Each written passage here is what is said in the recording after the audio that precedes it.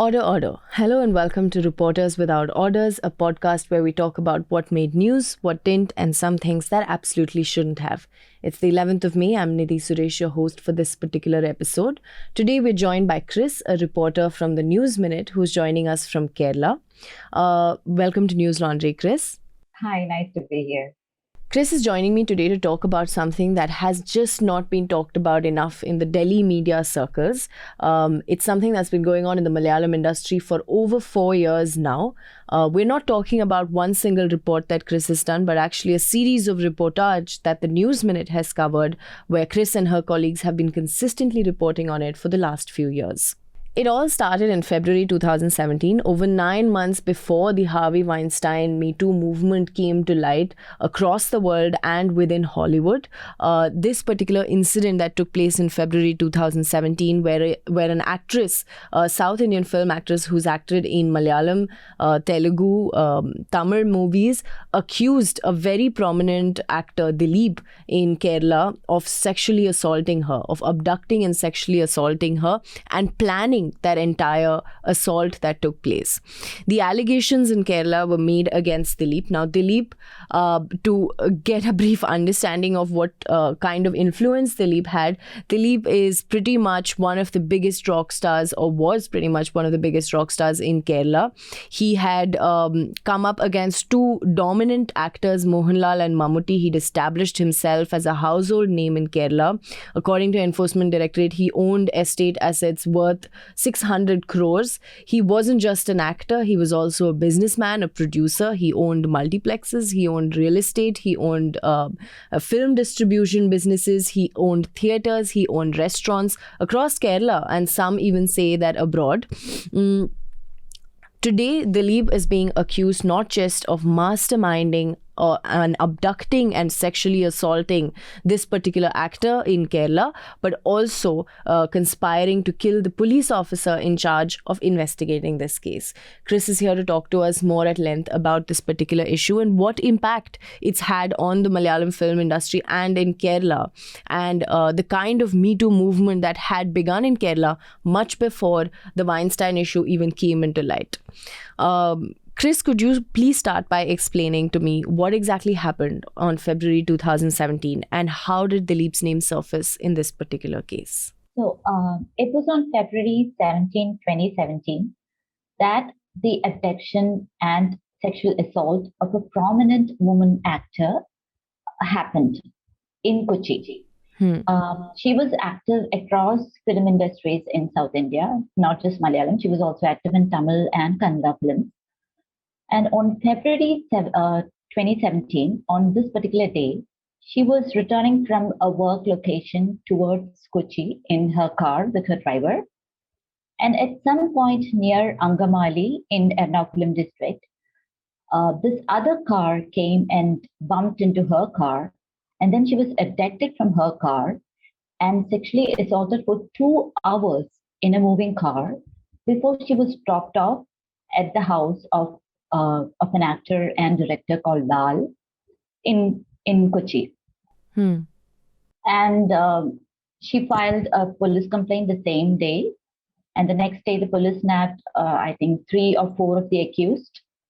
And within a week, they've arrested the main accused in the case, Pulsar Suni. But they also didn't stop the investigation there because, there was this idea that it might have been masterminded by somebody outside of the car who was not present in the car. And how did Dileep's name finally surface in the particular case? Right. So initially, Dileep's name cropped up as, rumors, speculations, because a few months before the attack, the survivor actor had given an interview to a newspaper in which he said that her work opportunities, where she was losing work opportunities because of the interference of a popular actor in the industry. Now, there was little doubt that she meant Dileep. There was apparently this rift between the two actors who have in fact worked together in several films together before this. But those were still speculations. So it's after that that Pulsar Suni, the prime accused in the case, said that Dileep is the mastermind behind this attack.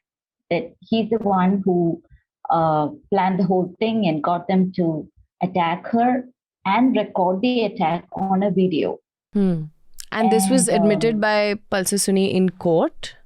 Before that, Palsasuni wrote a letter to Dileep, and also his cellmate Jinsen, a man called Jinsen, said that Palsasuni has revealed everything to him.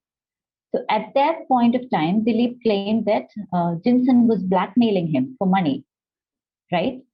And after that, the police called him for questioning, and he was questioned for 13 hours on a day in June 2017. That's 4 months after the attack. Dileep was questioned. Dileep was questioned, and his friend Nadir Shah, a director in Malayalam cinema, was also questioned. And in July, he was arrested. Right. And all of this is happening before the Harvey Weinstein movement had even begun. Several months before the Harvey Weinstein movement had begun. And can you tell me? Yeah, it was in October, I think. So that's 9 months after the attack had happened on the actress. Right. And can you tell me a little bit? Can you tell me a little bit about, so last year it looked like, the case was going to come to some sort of conclusion, but then two people came out and made revelations which have changed the course of the case. One of them is Balchandra Kumar and one of them is Sai Shankar. Balchandra is a director and Sai Shankar is a cyber expert. You also interviewed Sai Shankar in one of your pieces. Can you tell me a little bit about what exactly the nature of their revelations were and why they play such a central role today in Dileep's case? The trial of the actress assault case began in the beginning of 2020, January 2020. So it was already delayed by about nearly 3 years. And it was towards the end of the trial, when the trial was expected to come to a close last year, that Balachandra Kumar, a director in Malayalam cinema, came out with a series of audio recordings. So he claimed that he was very close to actor Dileep and he was going to work in a film with actor Dileep. So in these audio recordings, some of which he released to the media as well as to the police, voices allegedly belonging to Dileep and his relatives are heard saying that, they want to kill the police officials who investigated the actor assault case. So in light of this, the police filed a new case in January 2022, a conspiracy case where Dileep and others are allegedly conspiring to kill police officials who investigated the actor assault case. Right. And after that, months after that, I think in April 2022, Sai Shankar, a cyber expert who's based in Bangalore, came out to the media and to the police saying that Dileep's lawyers approached him to destroy a large amount of data in 2 of his phones. So this is, given the police the right to ask for more time for investigation, for further investigation into the actor assault case, as well as a new conspiracy case against Dileep. And was there a reason why, say, even Balchandra or Sai Shankar decided to come out at this moment and not earlier during the course of the trial? Right. So both of them claimed that they were afraid for their lives. Balchandra Kumar said that, if he did not come out and speak at this point of time, his life would be in danger. Sai Shankar said something very similar. He said that his family was in danger. The lives of his family were in danger if he did not come out and speak and seek police protection. And that's how much power that someone like Dileep holds in the industry at the moment. Yeah, I was going to say that Dileep is not just an actor, he's a producer. He owns a film theatre in Ernakulam. I'm sorry, in Thrissur, in Chalakudi.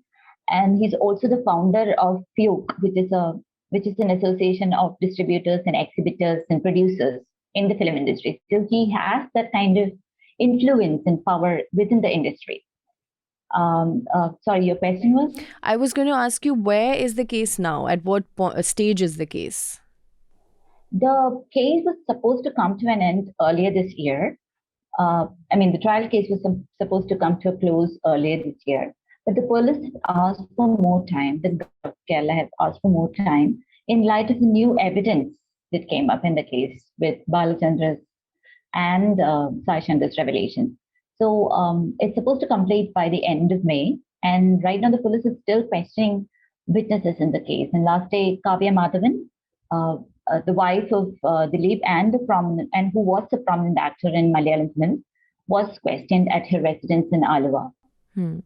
And that's where it stands now. That's where it stands now, yeah. Right. So, listeners, we have been talking so long about Dileep's case. From here on, we're actually going to look at what exactly happened within the industry, how the women in the industry came together. And it's at this point, 4 years later, reached almost a full circle point with another allegation that's come out in the from within the industry against an actor, Vijay Babu. An allegation of rape. We'll also be discussing that. This particular podcast is not just about the Dileep's case, but looking at the impact that this particular case has had in the last 4 years. If you want to listen to the rest of the podcast, please go to our website, newslaundry.com, where you can listen to it on our own podcast player. The video element of the podcast is only till here. For the rest of it, you're going to have to tune in on our podcast player.